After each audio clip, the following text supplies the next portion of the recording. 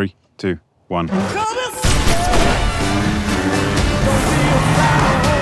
Kwenye hii movie kuna matukio yamefanyika kiuhalisia na wala sio kimovie tu.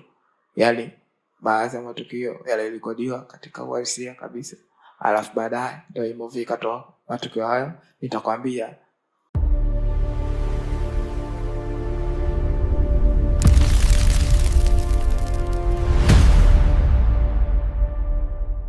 Kabla sijakwambia, ngoja kwanza nikueleze kuhusiana na hii movie. Hii ni movie ya mwaka 2026.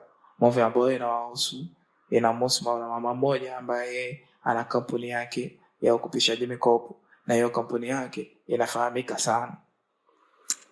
Ili uelewe hii movie kwa makini, jaribu kufuta picha.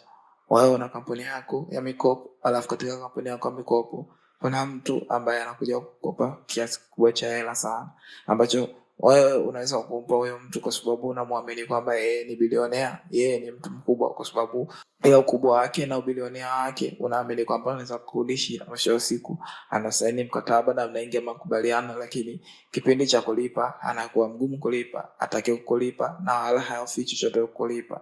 Kwa hiyo kitu ambacho kipo ndani ya hii movie inaelezea ni namna gani wanajaribu kupambana na bilionea ambaye hataki kulipa mikopo ambayo alikopeshwa. Sasa katika hii movie kuna mwanamama mmoja ambaye huyu mwanamama tunamwona yeye ndo ambaye anakopesha mikopo. Mwanamama huyu alikopesha mkopo tajiri huyo mmoja ambaye anafahamika sana hapo, kwa aliamini kwamba anaweza kumrudishia kwa kama vile anavyoamini, kwa sababu yeye ni bilionea mkubwa. Kwa aliamini kwamba akimkopesha anaweza kumrudishia, lakini cha ajabu bilionea huyo baada ya kupata hiyo hela aligoma kabisa kurudisha. Umeona, baada ya kuona inaonekana ni kizuizi kikubwa cha kurudisha hii mkopo, mama huyo aliamua kutuma mtu wake wa karibu ambaye anaitwa Blackstone. Blackstone akaenda mpaka pale.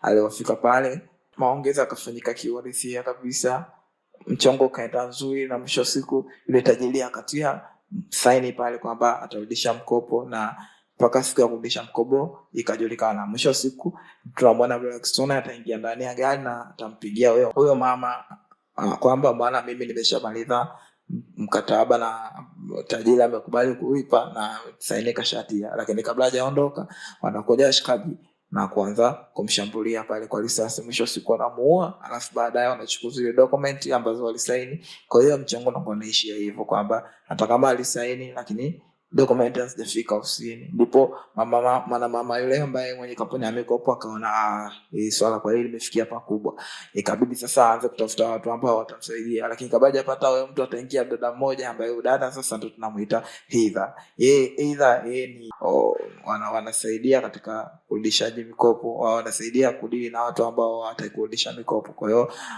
akamkuta yule mama akiwa pale ofisini, akamwambia ampe hiyo kazi yeye binafsi. Na mwisho wa siku ile mama akaona kama vile anazingua, kwa sababu ile mtoto wake hawezi kumpa kazi ngumu kama hiyo. Lakini mwisho siku maongezi yakafanyika na ile mama kubali yule dada hampe hiyo kazi, na alimpa kwa makubaliano ya kwamba 10% ya iko kiasi ambacho amempa huyo tajiri kitapatikana. Kumbuka basi tajiri amekopeshwa zaidi ya dola bilioni 1. Kwa hiyo katika 10% ya dola hiyo itaporudi, yule mama itabidi achukue dola milioni 900, alafu milioni 100 itaenda kwa huyo dada. Lakini kabla dada hajaenda kufanya hiyo mission, alimwambia yule mama kwamba inabidi hampe nusu ya kile ambacho anakubaliana hapo. Mwisho wa siku yule mama akaona fresh, akampa ya ile fedha. Baada ya kumpa ile fedha, Either akatoka pale akaenda kwa tafuta watu wake karibu ambao ni wawili. Hapo sasa ndo tunazungumzia wanyama wenyewe, akiwepo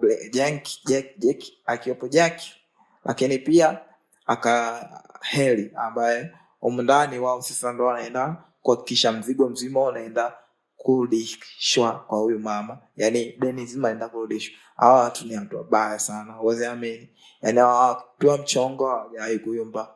Kwa hiyo bwana, mzigo kafikia kwao, mchongo kaanza sasa kuhakikisha kwamba yule tajiri anarudisha mikopo yote ya kampuni ambayo amekopa. Kwa hiyo sasa wakaingia mtaani, issue ikaanza kutafuta hapo na pale, lakini walijua kwamba huyu mzee ana mambo mengi ambao unajua tajiri alifa ni kwamba wana connection kubwa. Kwa hiyo ili wao kufikia kiukaribu ndio kushika zile sehemu ambazo yeye mwenyewe anajua kabisa ni hapo ndio udhaifu wake ulipo, ni zile sekta zake kubwa. Kwa hiyo ni walifanya hilo swala na walifanikiwa kwamba kushika maeneo yake makubwa ambayo alikuwa anaamini kama uwanja wake, kama vile private jet yake, lakini pia private boat alikuwa anamiliki na vitu vingine vingi ambavyo vilikuwa vinamilikiwa na utajiri. Mwisho wa tajiri akaona katika maeneo yake.